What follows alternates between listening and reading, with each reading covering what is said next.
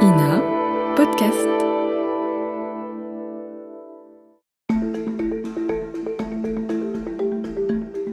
Les juges français sont-ils tous de gauche ? Ou bien peut-être de droite ? Ces suspicions, voire ces accusations, on ne peut pas dire qu'elles soient vraiment nouvelles. Et on constate même qu'elles reviennent inlassablement. 2 illustrations en 2025. D'abord avec la condamnation de Marine Le Pen à une peine d'inéligibilité avec exécution provisoire, c'était en mars dernier. Et puis avec la condamnation et l'incarcération de l'ancien président Nicolas Sarkozy à l'automne.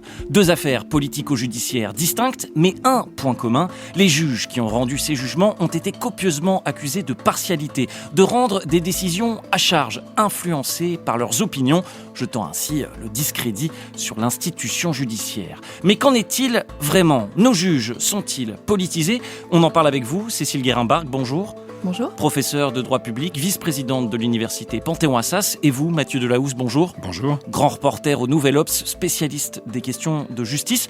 L'ampleur des réactions à l'égard des juges qui ont condamné Marine Le Pen et Nicolas Sarkozy, est-ce que ça vous a surpris ? Moi, ça ne m'a pas surpris particulièrement, parce que c'est un grand classique que de dénoncer la politisation des juges. Ce qui m'a surpris en revanche, c'était le caractère acerbe et un peu ad hominem de certaines de ces dénonciations. Oui, c'est le niveau, moi, de ces critiques qui, comme vous, m'a frappé, sachant qu'elles ont réussi dans un conflit de récits, sans doute, à effacer en partie la vérité judiciaire. Et on va développer tout ça avec vous, mais d'abord on commence comme chaque semaine par un récit en archive et puis on se retrouve juste après. Je m'appelle Théophile Cossa et vous écoutez Le Temps de l'actu, un podcast de l'INA et de l'université Panthéon-Assas. C'est parti.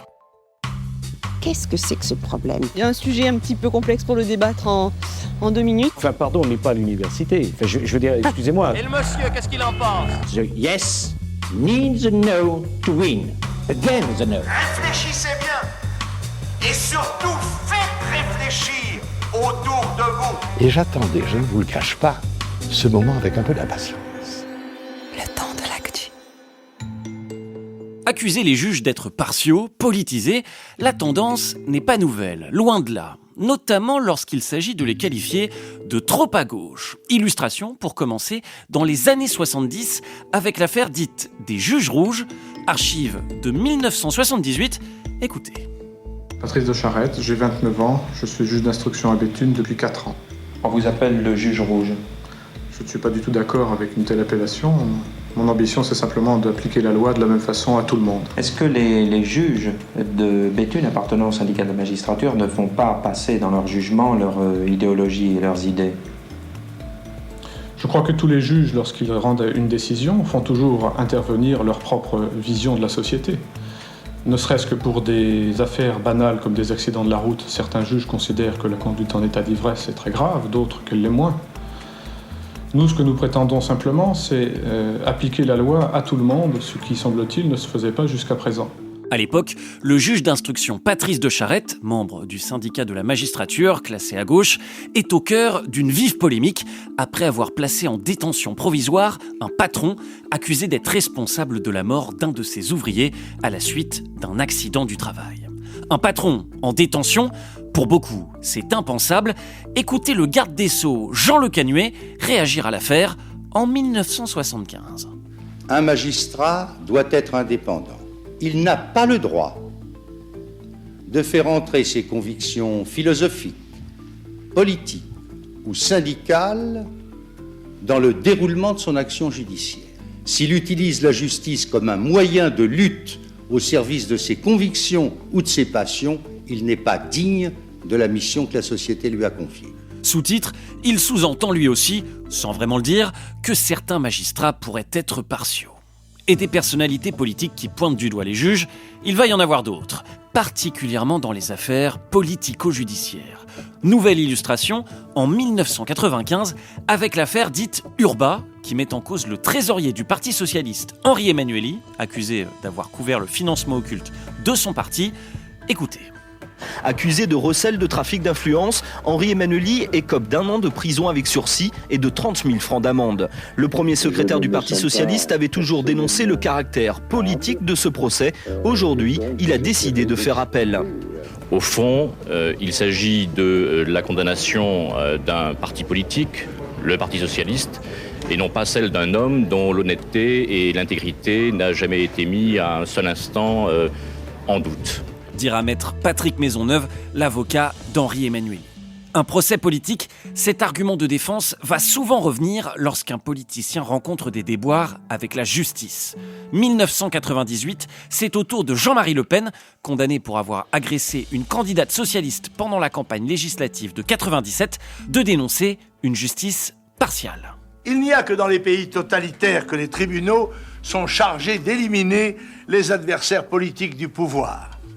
Et le réquisitoire prononcé contre le Front National par Chirac, en relais de celui de Jospin, ont pesé plus lourd que celui fait par le procureur de la République aux ordres du garde des Sceaux, Madame Guigou. Et puis dans le même genre, il y a une autre affaire, plus récente, emblématique. Souvenez-vous, mars 2017, à seulement quelques semaines de l'élection présidentielle, le candidat François Fillon est mis en examen, accusé de détournement de fonds publics. Il prend alors la parole.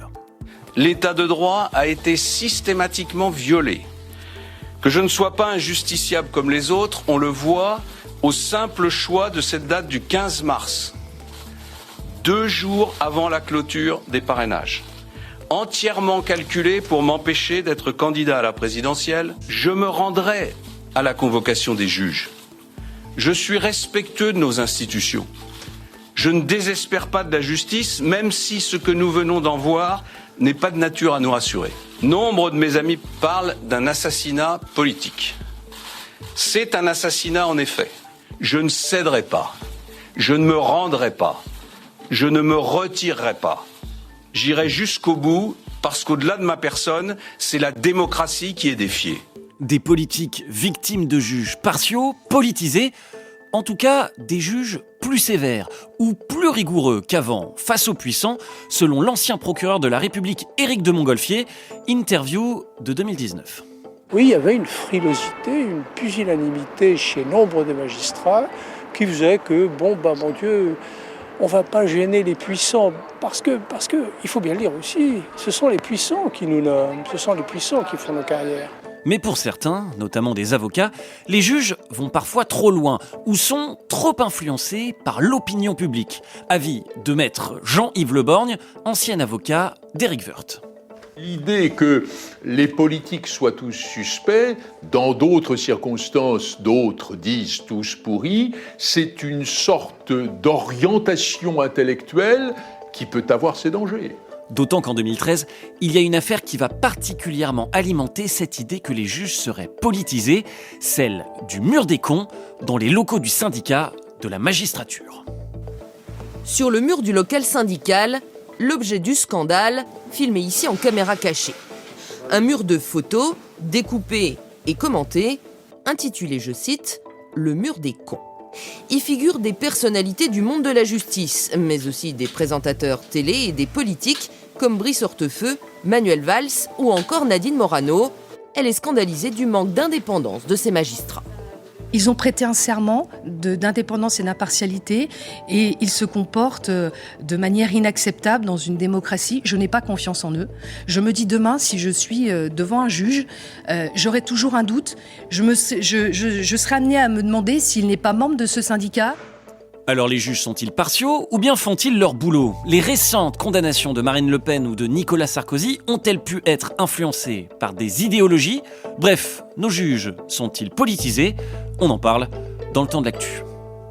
Avec vous, Cécile Guérimbargue, et vous, Mathieu Delahousse, déjà pour commencer, une réaction peut-être au récit qu'on vient d'entendre ? Oui, je trouve qu'il est très intéressant, votre récit, parce qu'il dit beaucoup de choses. Il présente d'abord les années 70, où effectivement on voit apparaître le syndicat de la magistrature, et puis toute cette évolution qui montre bien que les juges se sont effectivement saisis d'affaires, et je crois que vous avez un intervenant, c'est Éric de Montgolfier, qui le dit très bien, d'affaires qui jusque-là étaient en réalité classées, ce qui évidemment déplaît très fortement aux politiques. Ce qui est frappant, c'est que l'hostilité à l'institution judiciaire n'est ni de droite ni de gauche.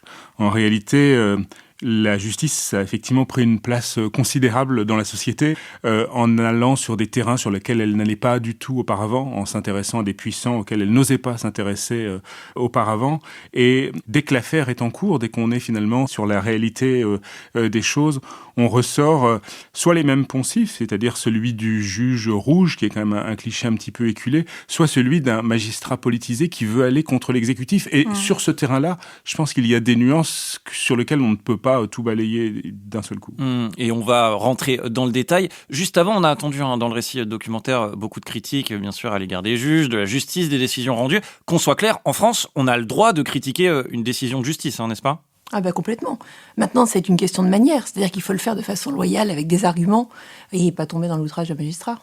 La grande nouveauté, si je peux me permettre, c'est qu'effectivement, il y a quelques années, le commentaire était autorisé, mais était toujours très prudent. On est réellement, sans doute, depuis l'affaire Fillon, passé dans l'outrance.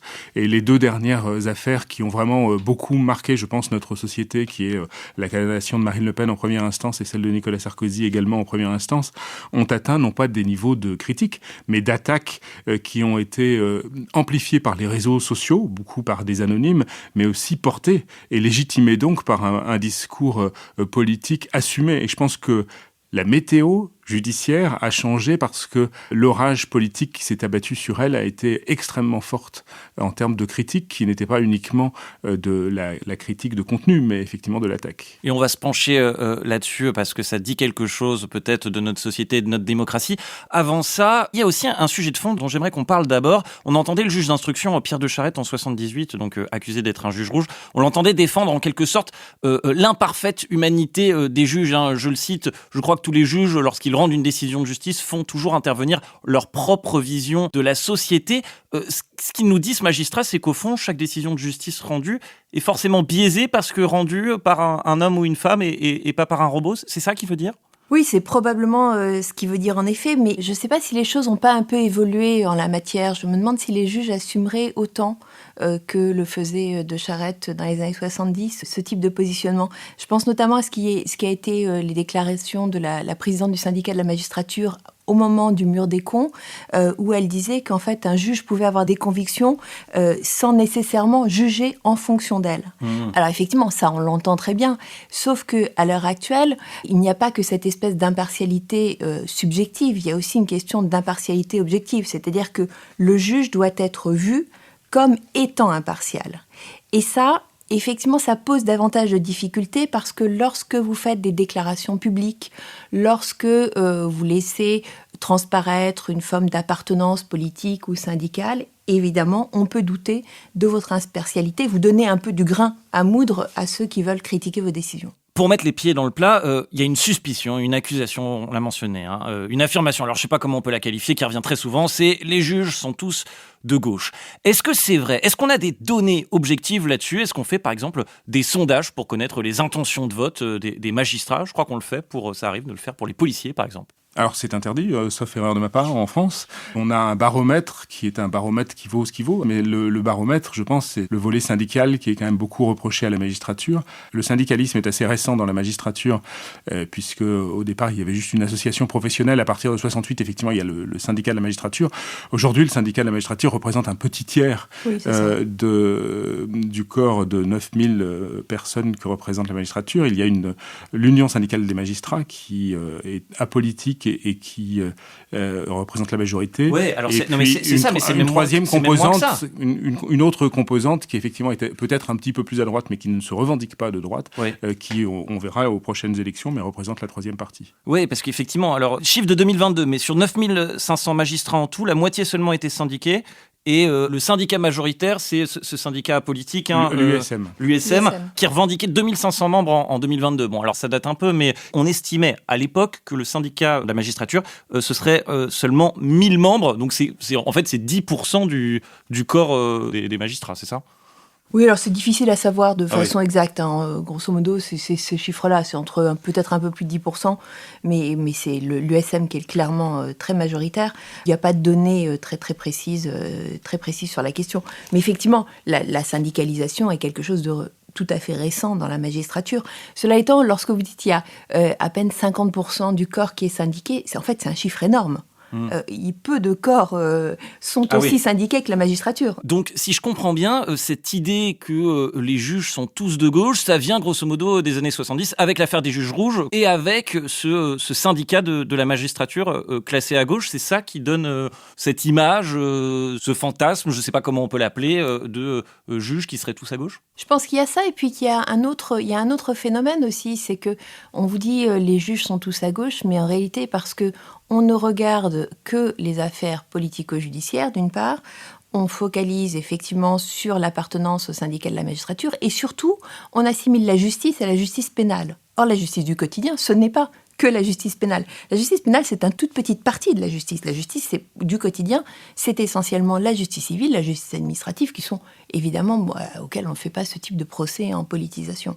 La couleur vient aussi de certains événements qui, quand même, au fil de temps, se sont ajoutés et qui donnent une coloration du dossier, comme on dit parfois effectivement en droit pénal, mais une forme aussi d'image qui est très forte.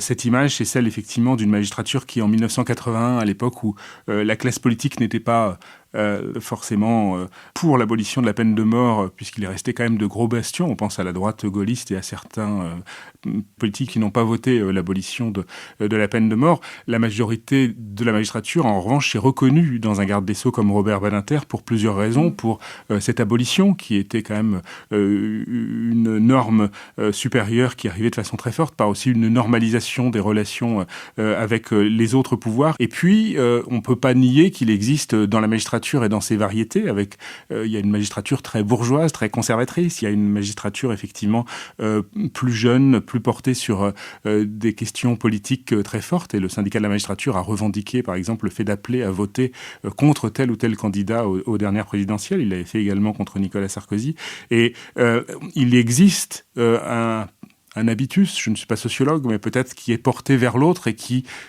sans faire d'analyse à l'emporte-pièce, porte parfois davantage sur des valeurs de gauche.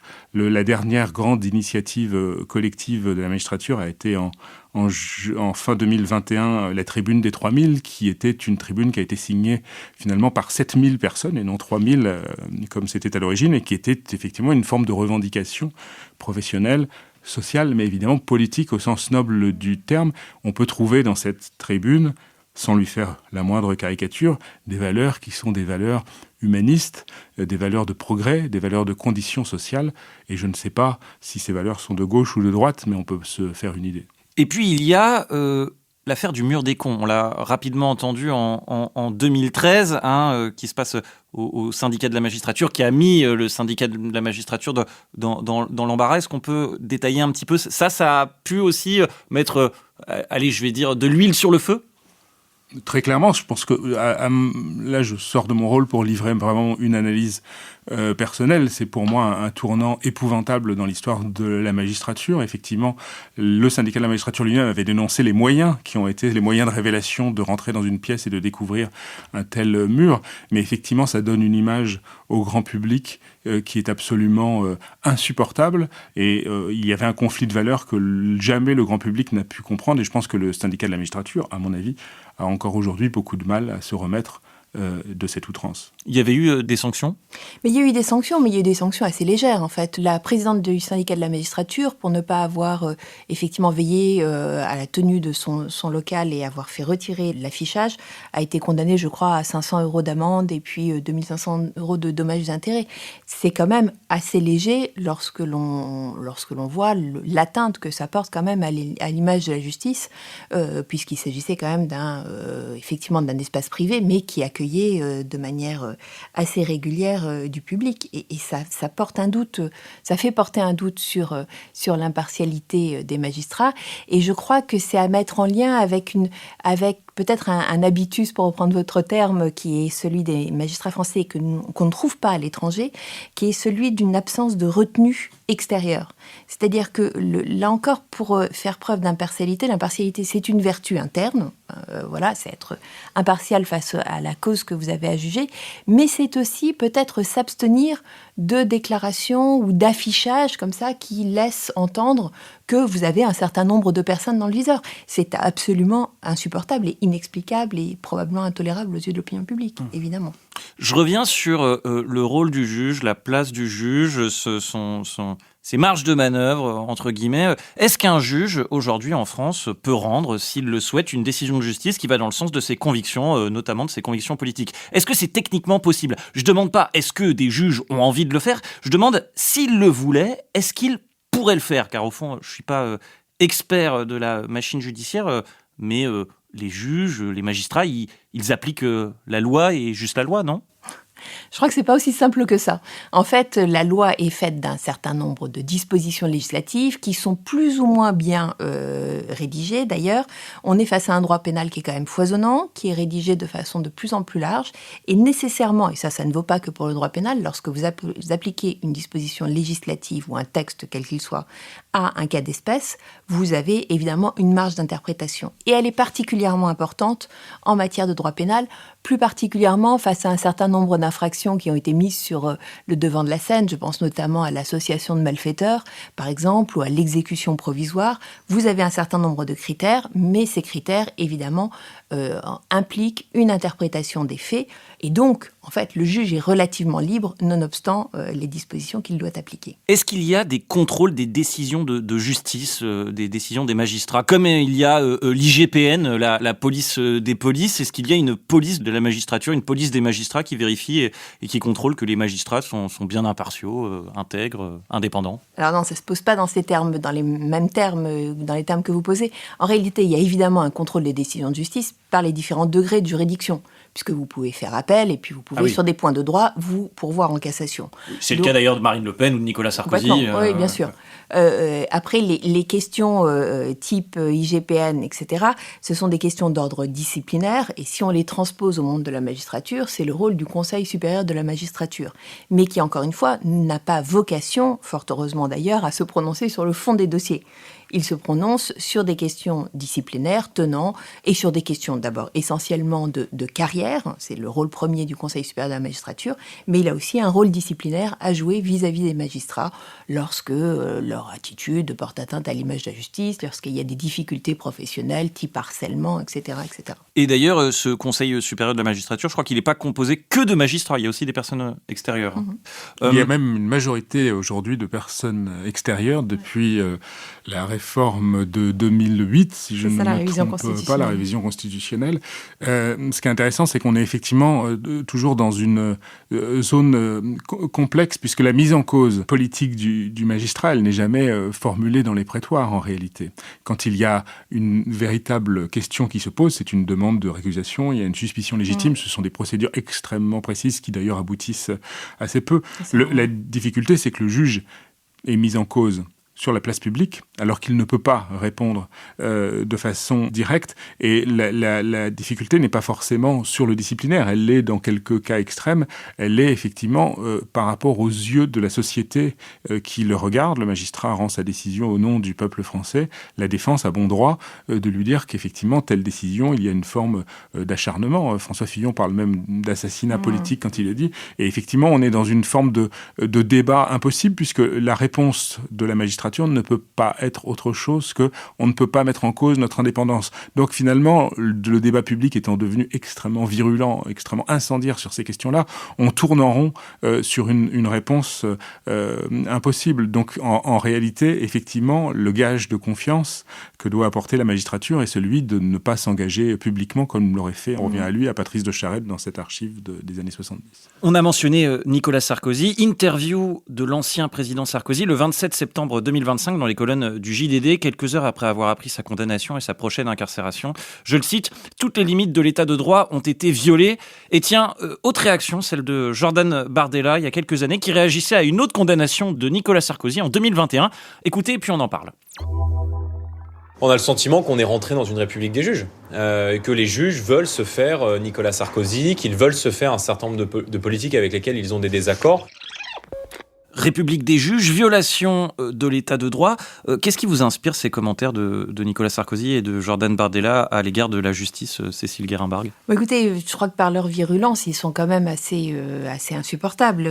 Ça relève un peu de l'éructation et de la réaction intempestive ou bien pensée, j'en sais rien. Mais toujours est-il que c'est un grand classique que de dénoncer la politisation des juges, en particulier quand on a été condamné. C'est quelque chose qu'on retrouve bien ailleurs qu'en France, hein. C'est ce qu'on retrouve sous la forme d'une forme de populisme judiciaire, tant aux États-Unis, en ce moment en Italie, parce qu'il y a un projet de réforme de la magistrature. Il y a cette forme en fait de populisme d'origine politique, mais il y a aussi, et il faut bien le dire également, une autre forme de populisme, qui est un populisme un peu pénal, et qui est parfois aussi le fait des juges, pour le coup, qui ont tendance aussi parfois à donner, je trouve, des verges pour se faire battre, lorsqu'ils se présentent comme ceux qui sont susceptibles de juger de l'incompétence, par exemple, de tel ou tel gouvernant. Et c'est ce qu'on a vu notamment à travers la saisine de la Cour de justice de la République à plusieurs reprises pour des faits qui relevaient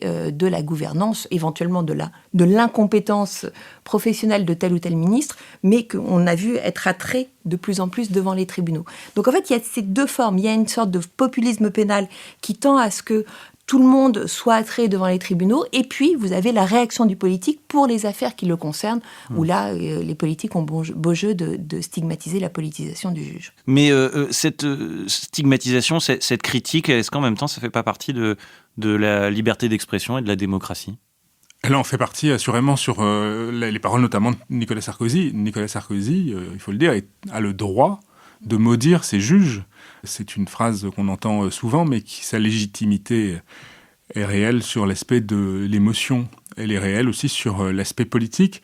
Et après, elle s'appuie effectivement sur un slogan qui est un peu passe-partout, qui est celui de la République des juges, mais qu'il faut peut-être essayer d'analyser pour lui répondre. Et c'est ce que vous disiez à l'instant, c'est qu'effectivement, le fait insupportable pour les puissants de voir des dossiers menés à leur terme est dû au fait que les procédures ont suivi leur cours, qu'elles ont été validées successivement par toutes les strates possibles de la justice pénale, parce qu'effectivement, au début, il y a cette image caricaturale du juge solitaire, mais ce juge solitaire est confirmé par la chambre de l'instruction, il est ensuite confirmé par une collégialité de 3 juges en matière correctionnelle, et ensuite par les cours d'appel, et ensuite par l'exécution des peines, et le parquet suit à chaque fois. Donc finalement, la République des juges, si elle était caricaturée, elle comprendrait toute la magistrature, mais il y a aussi le fait d'avoir une lutte de valeurs qui se lit de façon très claire sur tous les attendus des jugements qui ont été rendus, que ce soit sur Nicolas Sarkozy, sur Marine Le Pen, mais sur des tas d'affaires qui ont précédé, Jérôme Cahuzac à gauche, et effectivement d'autres élus à droite. C'est que les juges écrivent noir sur blanc que la confiance du peuple a été trahie, et là, au-delà même du quantum de la peine, au-delà même de la déclaration de culpabilité, très clairement, le politique se dit, mais que dit ce juge ? Où va-t-il ? Pourquoi vient-il sur mon terrain ? Il n'a pas le droit. Et on sent... De quel droit ? Absolument. De quel droit ? Le juge de mon exemplarité. Voilà. Et on sent bien que l'institution judiciaire, dans son ensemble, elle pousse et elle veut pousser. Elle assume le fait de pousser dans cette direction-là, et que le personnel politique trouve cette atteinte insupportable, parce qu'accessoirement, effectivement, ça s'accompagne de condamnations, parfois au moins de mise en cause. De mise en cause, et parfois même, comme on l'a vu, et c'est quand même un tournant considérable dans l'histoire de la Ve République, l'incarcération pendant 21 jours d'un ancien président de la République. Ce climat de critique, de suspicion qui s'alimente, à la fin, ça donne quoi ? Ça discrédite l'action de la justice ? Le risque, c'est quoi ? C'est que les citoyens n'aient plus confiance dans l'institution judiciaire ? Ah bah oui, c'est effectivement le risque, et c'est un risque d'autant plus fort qu'il y a quand même une forme de désamour des citoyens, d'une part pour le politique, les hommes politiques de manière générale, mais aussi pour les institutions, et je crois que ça y participe assez largement. Il y a un risque considérable qui est celui, effectivement, de décrédibiliser des juges dans un moment où on a besoin d'eux. En réalité, le contexte fait que l'autorité judiciaire, et on n'a pas parlé de la justice administrative, mais elle est attaquée elle aussi, est aujourd'hui une forme de rempart et attend la décrédibiliser. On se demande quel rempart il pourrait y avoir face à des mesures illibérales telles que celles qui se sont produites en Hongrie. Il faisait allusion effectivement aux exemples étrangers. En Hongrie ou en Pologne, on a mis à la retraite, on a changé l'âge de la retraite des magistrats. Tous les hauts magistrats se sont retrouvés à la retraite du jour au lendemain. Alors ça peut prêter à sourire, mais effectivement, ces hauts magistrats qui aujourd'hui se voient, il faut bien le dire, comme effectivement des gardiens de l'état de droit et des hautes consciences de l'état de droit ne seraient plus là pour les défendre. Et donc on fait tomber effectivement un paravent entier de ce qui est quelque chose d'essentiel dans notre démocratie. Donc l'enjeu, il est là, c'est à mettre en cause une institution de façon aussi forte et aussi collective. Et on sent bien dans l'opinion que ce discours porte. On se prive d'un rempart. Les juges français sont-ils politisés ? On a en tout cas les cartes en main pour y voir plus clair grâce à vous, Cécile Guérimbargue, professeure de droit public, vice-présidente de l'université Panthéon-Assas, et vous, Mathieu Delahousse, grand reporter au Nouvel Obs, spécialiste des questions de justice. Merci à tous les deux. C'était Le Temps de l'Actu, un podcast de l'INA et de l'université Panthéon-Assas. Si ce podcast vous plaît, abonnez-vous, mettez des étoiles, des commentaires et parlez-en autour de vous. Et moi, je vous dis salut et à la semaine prochaine.